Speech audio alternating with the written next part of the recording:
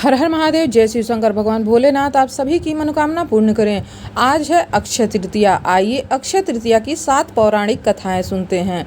अक्षय तृतीया को हिंदू धर्म की मान्यताओं के अनुसार सबसे शुभ तिथि माना जाता है और इस दिन कोई भी शुभ कार्य बिना पंचांग देखे और बिना मुहूर्त निकाले किया जा सकता है। लेकिन क्या आप जानते हैं अक्षय तृतीया को क्यों इतना शुभ माना जाता है? इसको लेकर हिंदू धर्म में कई पौराणिक मान्यताएं चली आ रही हैं। इस युगादि तिथि भी माना जाता है। कहते हैं कि इस दिन ही त्रेता युग का आरंभ हुआ था और भगवान परशुराम का अवतार भी इसी दिन हुआ था और कई शुभ पौराणिक घटनाएं इसी दिन हुई थीं। इस संबंध में इस वीडियो में आज हम आपको ऐसे ही 7 कहानियों के बारे में बताने जा रहे हैं।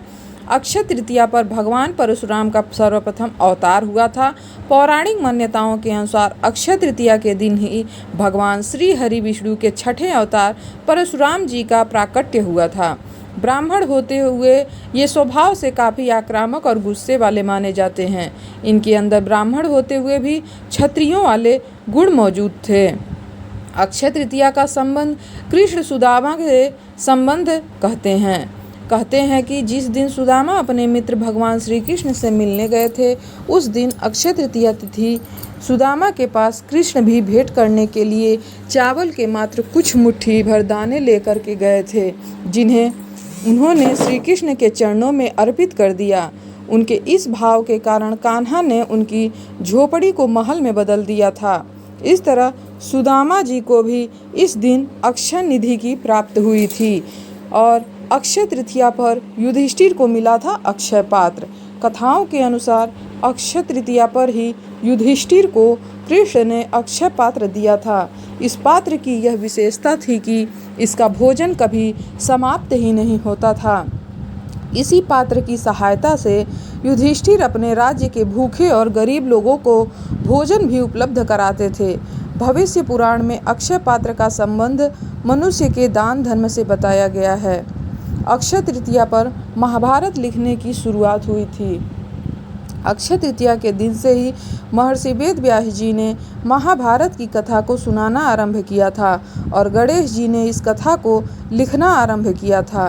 इसी वजह से कहा जाता है कि महाभारत का युद्ध भी अक्षय है, जिसके कुछ उदाहरण आज भी कहीं कहीं देखने को हमें मिल ही जाते हैं। आगे की कथा है अक्षय तृतीया पर त्रेता युग का आरंभ होना। भविष्य पुराण में बताया गया है कि अक्षय तृतीया के दिन युगादि तिथि कहा जाता है। दरअसल इसी दिन से त्रेता युग का आरंभ माना जाता है, इसलिए इस दिन को शुभ कार्यों के लिए सबसे शुभ मुहूर्त के तौर पर देखा जाता है।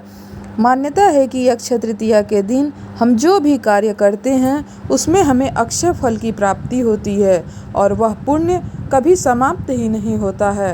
अक्षय तृतीया पर कृष्ण ने की थी द्रौपदी की रक्षा। जी हाँ, महाभारत में द्रौपदी के चीरहरण की घटना सर्वाधिक चर्चित मानी जाती है। पौराणिक मान्यताओं के अनुसार उस दिन भी अक्षय तृतीया ही थी जब पांडवों ने कौरवों के साथ जुए के खेल में द्रौपदी को ही दांव पर लगा दिया था। दुशासन ने द्रौपदी का चीरहरण किया था। अक्षय तृतीया के दिन ही द्रौपदी की लाज बचाने के लिए श्री कृष्ण ने द्रौपदी को अक्षय चीर का प्रदान किया था।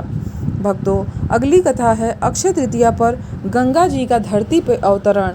नारद पुराण में बताया गया है कि अक्षय तृतीया के दिन ही गंगा का धरती पर अवतरण हुआ था। तेज बहाव के साथ स्वर्ग से निकली गंगा नदी को शिव जी ने अपनी जटाओं में धारण कर लिया था और फिर भागीरथी के प्रयासों से देवी गंगा धरती पर अवतरित हो गई थी। भक्तों, वीडियो पसंद आए तो लाइक और शेयर करिएगा। चैनल पर नए हैं तो सब्सक्राइब कर लीजिएगा। भगवान भोलेनाथ आप सभी की मनोकामना पूर्ण करें। आप सभी को अक्षय तृतीया की ढेर सारी शुभकामनाएं। आप लोग कमेंट में जय भोलेनाथ लिखना ना भूलिएगा। हर हर महादेव। जय शिव शंकर। भगवान भोलेनाथ की कृपा आप सब पर बनी रहे।